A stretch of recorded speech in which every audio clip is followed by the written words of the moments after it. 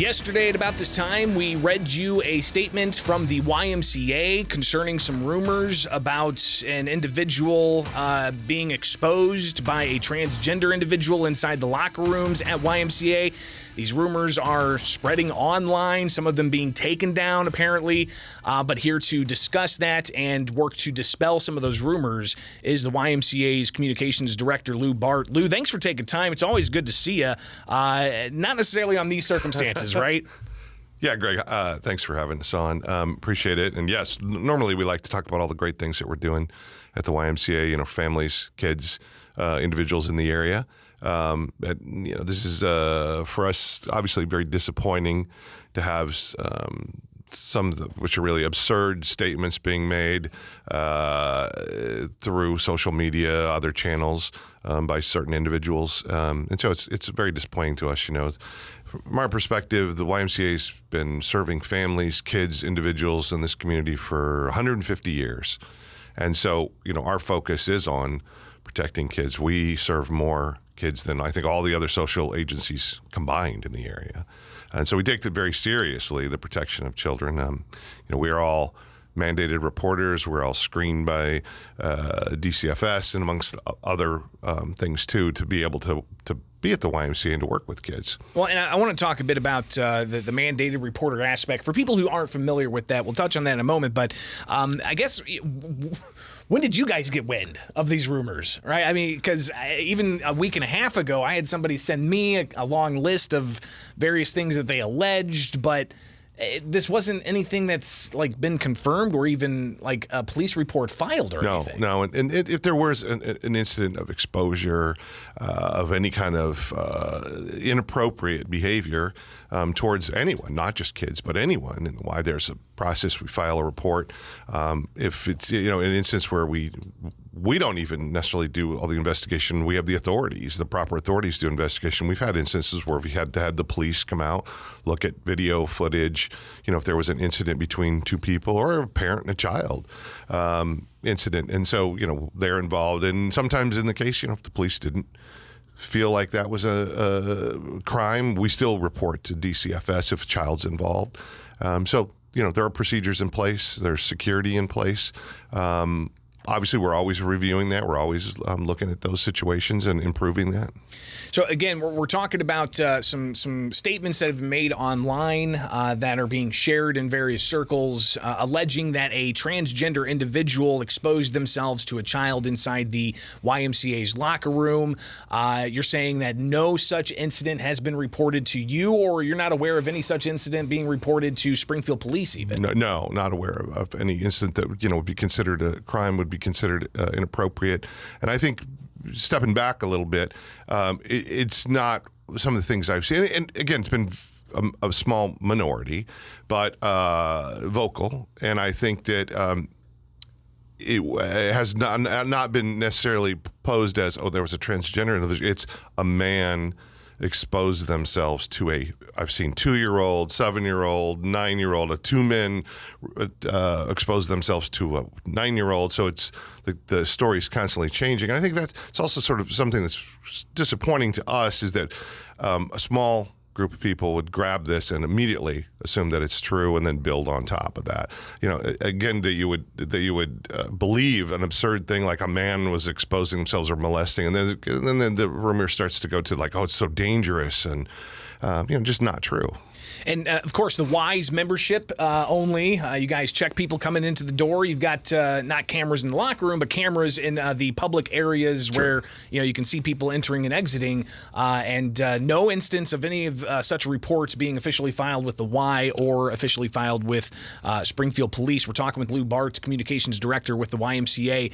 What steps are taken, though, to ensure that some of the concerns that these individuals may have of, they don't want a young child even being, even passively exposed to the genitalia of an adult of the opposite sex who may be identifying a certain way. What kinds of things can the Y do to, alleviate those concerns? Well, I think that if anyone's uncomfortable in any of the designated locker rooms, there's always changing private restrooms in both Ys that anyone can make themselves available to. They're not sex specific. So there's our private areas that people can feel secure in. So that's one aspect. It is one, and it was one aspect. I think the other notion of that the idea, it's sort of been, I've seen it a couple times, promoted that it's anybody could just walk in off the street and it's a place that would be easy to commit a crime like that. It's just not the case. Like you said, members guests can come in. Right now we don't even have day passes that anybody can come in. And if somebody comes in with a guest, they have to have a driver's license. They have to be 18 or older. They have to be screened, put into our system, so that we do have awareness of that. A couple of things concerning law. Of course, you guys are mandated reporters, so I do want to touch on that. But you're also required by law to not discriminate. Talk about that.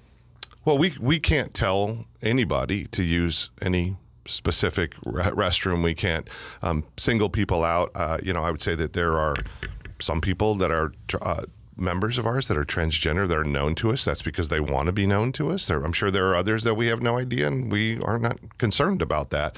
So we can't discriminate against anybody. The policy of the Y is to be inclusive of all religions, races, sexes, sexual orientation. It's for all. So our policy is to be inclusive and to try to make it as a comfortable experience for all the members as possible. I think, too, the notion that promoted that somebody can just decide that they're a different sexual identity on one day doesn't really work either, because people that we're familiar with, these are people that live their lives daily as the sexual identity that they identify with. So they've gone through legal means, changed their driver's license. So if somebody would appear to us in their records as that they were, the sex that they identify with. And then the mandatory reporters. This is a term that you're familiar with. I'm familiar with, having followed state legislature and all the things that go along with child safety and whatnot. But for those out there who aren't familiar with that term, what exactly does that mean? Well, it means that we don't get to decide if the fine lines of something, if something's inappropriate or not. If it's anything close, we need to report it. We're legally liable to report it. So we can't say, well, that didn't seem like it was a big deal to me if, somebody did something that seemed inappropriate.